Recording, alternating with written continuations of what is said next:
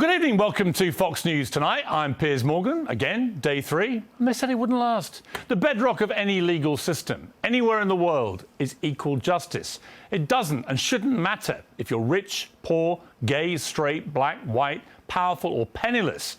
You have the right to be treated equally before the law. Without that right, well, it's a banana republic. Here in the United States, equal justice is guaranteed by the Constitution. And the American people expect their government and its agencies to protect it. But are they really doing that? There's growing evidence that equal justice in the US is being eroded, replaced with a system of selective and political prosecutions.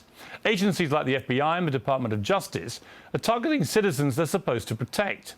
Under President Biden, the Justice Department has prosecuted a number of his direct political rivals. There's no more obvious example than Donald Trump, of course, who's been federally indicted in the classified documents probe.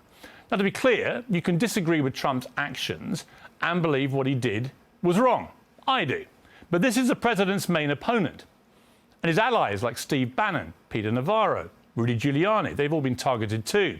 And maybe that's all right and proper. But it's in the interest of democracy to at least question it.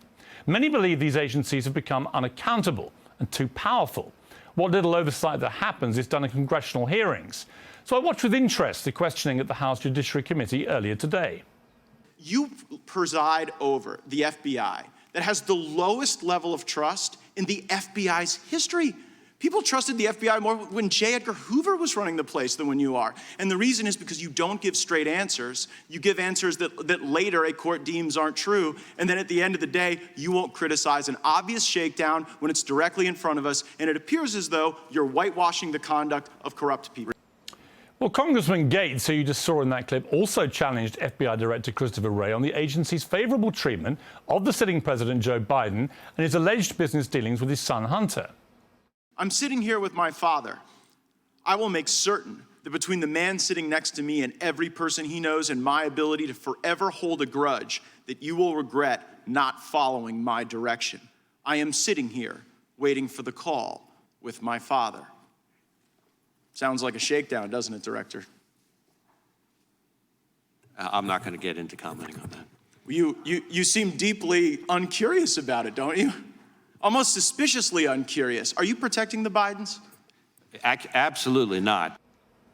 Well, the criticism in today's hearing wasn't just from Republicans. Another point during the hearing, Liberal Democrat Congresswoman Pramila Jayapal challenged Wray on the agency's practice of illegally obtaining cell phone geolocation data.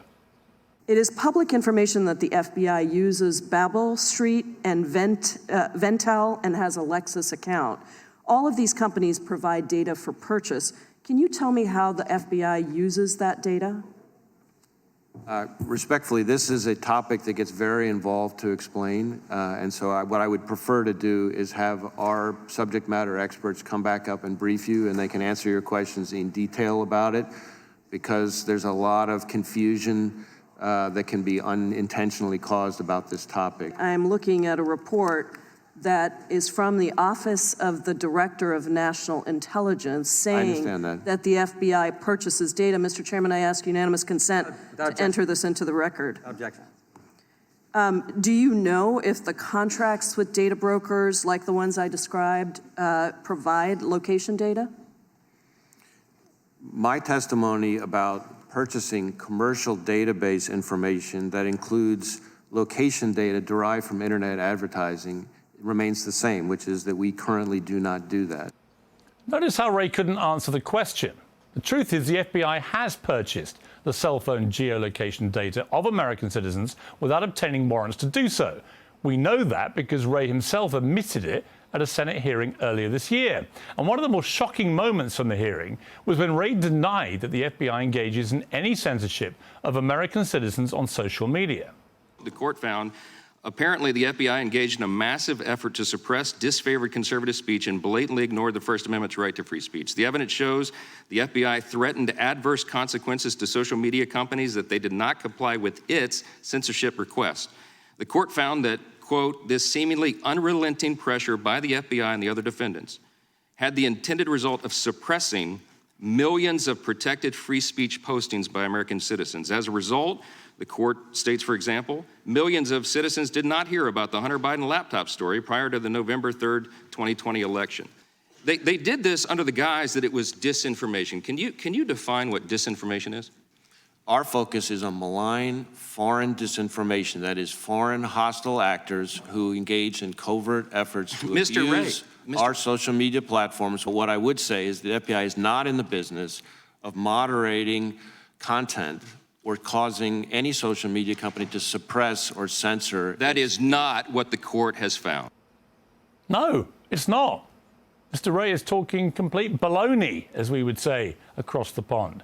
We know from the release of the Twitter files that FBI Special Agent Elvis Chan colluded with Twitter executives to suppress the Hunter Biden laptop story. And who knows how different the 2020 election could have been if that story hadn't been suppressed and censored. Well, just last week, federal judge Terry Doughty ruled that the Biden administration coordinated with several social media companies to suppress speech related to the COVID pandemic. Hey, Sean Hannity here. Hey, click here to subscribe to Fox News YouTube page and catch our hottest interviews and most compelling analysis. You will not get it anywhere else.